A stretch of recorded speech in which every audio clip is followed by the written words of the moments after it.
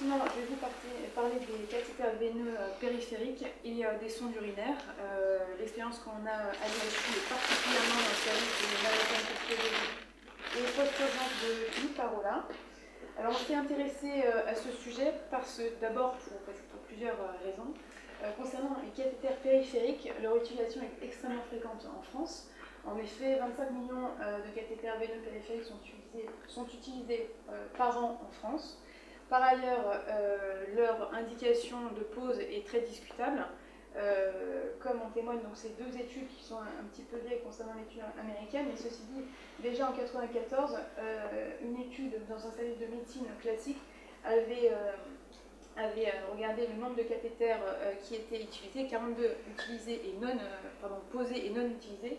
42% d'entre eux étaient non utilisés, et ce pendant au moins 2 jours. Concernant l'étude australienne de 2013, ils étudiaient le nombre de cathéters veineux périphériques posés aux urgences, et 50% d'entre eux étaient inutilisés par la suite, et pour 43% d'entre eux, 72 heures après l'admission des patients. Comme on vient de le souligner, ces cathéters veineux périphériques ne sont pas dénués d'effets secondaires. En effet, ils sont responsables de bactériémies liées aux soins.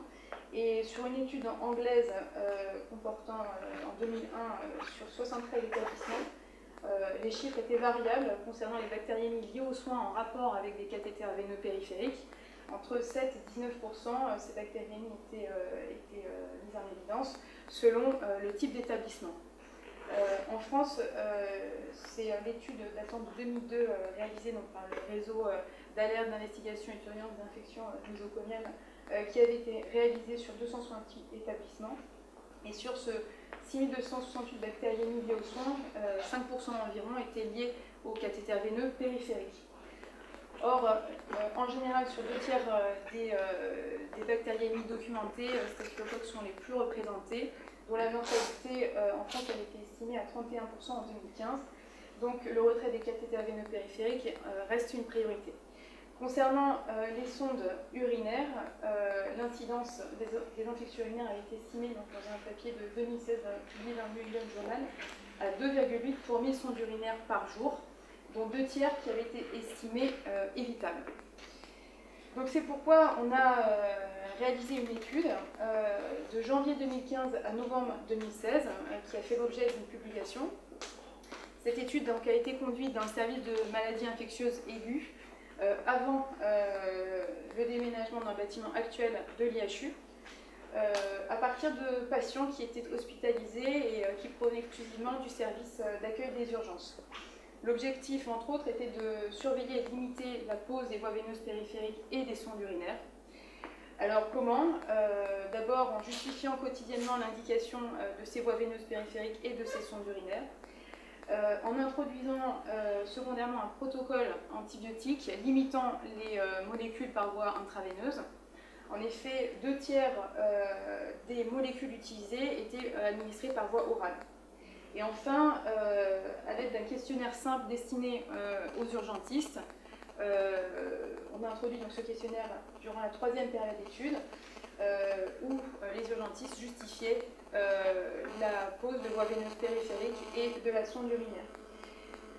Donc on a ainsi défini 3 périodes d'études. La première, celle de surveillance, la période de base. La seconde période était celle après l'introduction du protocole antibiotique, limitant les voies intraveineuses. Et la troisième était après l'introduction du questionnaire destiné aux urgentistes, justifiant les voies veineuses périphériques et les sondes urinaires. Ainsi, 1356 patients ont été inclus dans cette étude, avec des caractéristiques démographiques sensiblement sans différence significative sur les 3 périodes d'études. On a constaté donc durant la première période d'études que 95% des patients étaient porteurs d'une voie veineuse périphérique à leur admission dans le service. Et avec l'intervention des différents moyens initiés, on a constaté une baisse significative du nombre de ces voies veineuses périphériques à l'admission dans le service, qui est donc passé de 89% lors de la 2e période et à 77% lors de la 3e période d'études. au total, sur ces 3 périodes, 80% des patients avaient une voie veineuse périphérique à l'admission. Alors, on a également regardé donc, les cathéters qui étaient inutiles. Et ces cathéters étaient inutiles dans 56% des cas dans la période 2 et 38% dans la période 3. Il y a eu quand même une baisse significative du nombre de cathéters périphériques inutiles. Et enfin, plus de la moitié des cathéters périphériques ont été retirés dès les premières 24 heures suivant l'admission des patients. Concernant les sondes urinaires, 16% des patients étaient porteurs d'une sonde urinaire à l'admission dans le service lors de la première période. Et on a constaté donc une diminution des patients ayant une sonde urinaire, surtout lors de la 3e période et de façon significative. De même, les cathéters étaient inutiles et de façon... Pardon, excusez-moi. Les cathéters étaient initialement inutiles pour 22% des patients porteurs d'une sonde urinaire et on a observé une diminution significative, notamment sur la période 3, du nombre de cathéters urinaires inutiles. Enfin, on a constaté également une augmentation du nombre de cathéters lors des patients. Enfin, on a constaté un nombre plus important de cathéters posés la nuit par rapport au jour, de même que pour les sondes urinaires, et ce également pour les cathéters veineux périphériques inutiles et les sondes urinaires inutiles. Alors, on a attribué cette différence entre la nuit et le jour au nombre de prescripteurs plus importants et non urgentistes la nuit lors des périodes de garde où les protocoles relatifs au retrait des cathéters périphériques et des sondes urinaires n'étaient pas forcément mis à jour. Donc face à ces résultats encourageants mais non satisfaisants, une seconde étude dont l'analyse est encore en cours, mais dont je vais parler des résultats des 7 premiers mois, a été donc réalisée, cette fois-ci les 7 premiers mois après le déménagement du service dans le bâtiment actuel de l'IHU. Alors la différence par rapport à la première étude, d'une part c'est la diversification du service. En effet, les maladies infectieuses aiguës ont été transférées, mais ont accueilli également les urgences neurologiques et gastro-entérologiques. Le nombre de lits a augmenté, on est passé de 10 à 17 lits. Et enfin, un interne de garde a été attribué, notamment pour toutes les nuits sur l'ensemble de l'IHU à partir de mai 2017. Donc la question c'était de savoir si les pratiques étaient maintenues durant cette période transitoire. Et on constate que globalement concernant les voies veineuses périphériques à l'admission et les sondes urinaires également à l'admission, les chiffres sont à peu près stables par rapport à l'étude précédente. En effet, durant cette période, ces 7 mois d'étude, 83% des patients étaient porteurs d'une voie veineuse périphérique, ce qui est globalement le même chiffre que durant les 20 mois de la période d'étude de la première étude. Concernant les sondes urinaires, on observe une amélioration en effet. On constate que 10% des patients étaient porteurs d'une sonde urinaire versus 13 lors de la dernière période d'étude précédente.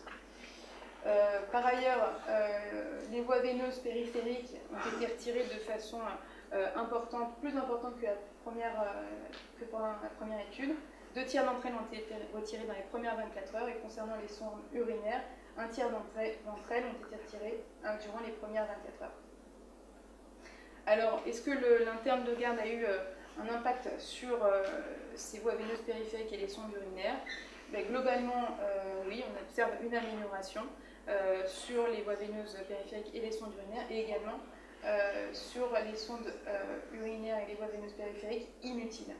En effet, on passe de 85% versus 78%, on passe de 78% versus 85% concernant les voies veineuses périphériques à l'entrée, et de 11% versus 8,2%. Alors, sur ces résultats préliminaires, on a aussi surveillé les complications liées aux voies veineuses périphériques, et on constate que 12% des patients porteurs 13% plutôt, des patients porteurs de voies veineuses périphériques ont développé une complication secondairement, principalement des complications locales, type de diffusion, lymphangite et vénite. un patient a développé une arthrite et un autre, 2 patients une arthrite et un autre une nécrose cutanée. Concernant les infections liées aux sondes urinaires, 6 patients ont développé une infection sur sonde urinaire, mais seulement 1 acquise lors de l'hospitalisation. Voilà, pour conclure les pratiques, on a essayé d'améliorer les pratiques, notamment en instaurant une fiche systématique de surveillance des cathéters périphériques et des sondes urinaires, et en justifiant à la relève avec les infirmières le retrait des cathéters tous les matins. Les internes également ont bénéficié de cours dédiés à ces problèmes de cathéters veineux périphériques et de sondes urinaires. On a mis en place également des affiches encourageant le retrait des cathéters veineux, et ce devant chaque porte de chambre des patients, comme en témoigne cette affiche ci-jointe.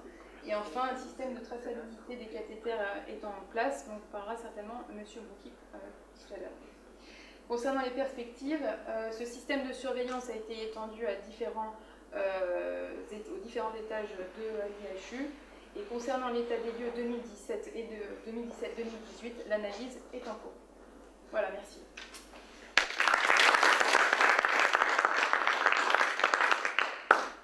Merci. Est-ce qu'il y a des questions concernant ces problématiques de cathéter? Les uns, les autres? Non. Moi, je suis impressionné par le nombre de... Non, je n'aurais pas parié que le nombre de complications observées était aussi important que ça. C'est considérable. D'accord, je ne sais pas si c'est les 12%, c'est les 12% sur le total ou sur celles laissées en place pendant un certain temps? C'est sur le total de ceux qui ont eu des voies veineuses périphériques. C'est oui. ça. Donc si on enlève toutes celles qu'on a virées à J0, parce qu'en fait quand on dit qu'on les enlève dans les 24 premières heures, c'est-à-dire tout de suite, puisque c'est le... Et donc si on enlève déjà ceux-là, ça va être encore plus important, à mon avis, sur ceux à qui on les a pas enlevés. C'est peut-être ça, il faudrait, à mon avis, c'est plus juste. Ouais. C'est plus juste. Et puis si tu les rapportes, si tu veux, au nombre de jours passés dans le service, puisque tu as une durée, une demi-séjour qui est 4 jours. Oui, mais du coup, tu sors un peu de la question. Celles que tu as enlevées, qui n'ont pas été compliquées, si tu veux, tu enlèves celles qui étaient inutiles. Après, il y a la qualité du soin. Mais déjà, c'est le geste inutile, c'est-à-dire l'invasivité, l'agressivité inutile. C'est pour ça qu'il faut calculer normalement en nombre de jours cathéter, pas en nombre de jours d'hospitalisation, etc. Donc en nombre de jours cathéter, votre remarque fait que ça tombe l'inconvénient. Mais bon, moi ça ne m'étonne pas et tout ça. Je voudrais savoir simplement une chose, c'est dans votre programme de surveillance, de formation des internes, etc. Quand le cathéter est resté, est-ce que vous prévoyez, comme le faisait Provonos, enfin comme le faisait Provonos pour les cathéters centraux, un examen, une réévaluation, mais un examen aussi local, quoi, Bien sûr. Oui, tout à fait. Donc normalement, dès qu'il y a une anomalie locale, comme une rougeur ou quoi que ce soit, on doit retirer le cathéter, même s'il est visible. Oui, bien sûr. Ça, c'est prévu. C'est prévu, et sur la feuille de surveillance, effectivement, qui est dans le dossier de soins du patient, les complications sont notifiées. Ce qu'on appelle entretien, en fait, 3 fois par jour, c'est-à-dire à chaque shift, elle vérifie effectivement qu'il n'y a pas de rougeur ou de problème au niveau du cathéter. En établissement médico-social, nous on a la même problématique qui se retrouve, mais avec des perfusions sous-cutanées en fait. Et on peut avoir parfois des complications simplement sur une perfusion sous-cutanée, voire des abcès qui finissent à l'hôpital en fait, abcès localement. Peut-être que vous voyez moins parce qu'en fait vous êtes hospitalier, c'est veineux, c'est plus agressif, mais en sous-cut, parce que les pratiques en EHPAD, en établissement médico-social, c'est sous-cutané, pratiquement jamais de perfusion IV. Parce qu'on ne peut pas le faire parce qu'on n'a pas de surveillance infirmière, mais les sous-cutanés sont fréquemment source d'infection ou de rougeur ou de mauvaise diffusion, des problèmes aussi. Sont urinaires aussi, des problèmes. Mais le sous-cut, qui est très utilisé en gériatrie, reste quand même pas toujours très... Il y a des études, ça, parce qu'à l'hôpital, on va pas. Moi, je sais que, voilà, mais je sais qu'on a quand même des complications. Hein. Les recours sur les cathéters en sous-cut, c'est qu'on peut laisser 3 jours, 3 jours. pour éviter de repiquer. En pratique, en tout cas la plupart des médecins d'EHPAD préfèrent les retirer. Moi je sais que je ne les fais pas laisser, c'est-à-dire on les repique tous les jours, les résidents, même si on sait qu'ils ont dû. On pourrait faire sur 72 heures. Mais normalement les recos disent qu'on peut laisser le cathéter en place pendant 72 heures. Qu'est-ce qu'ils font avec ces... On réhydrate les patients qui ont des troubles de déglutition et pour lesquels on fait des réhydratations parce qu'ils sont fausse route à répétition et donc du coup ils ne s'hydratent pas bien avec de l'eau gélifiée. Parfois même on fait passer des antibiotiques comme la brocéphine dans des petits flashs de sous-cute en fait. Ça arrive aussi. On utilise beaucoup la peau. Mais on a des infections.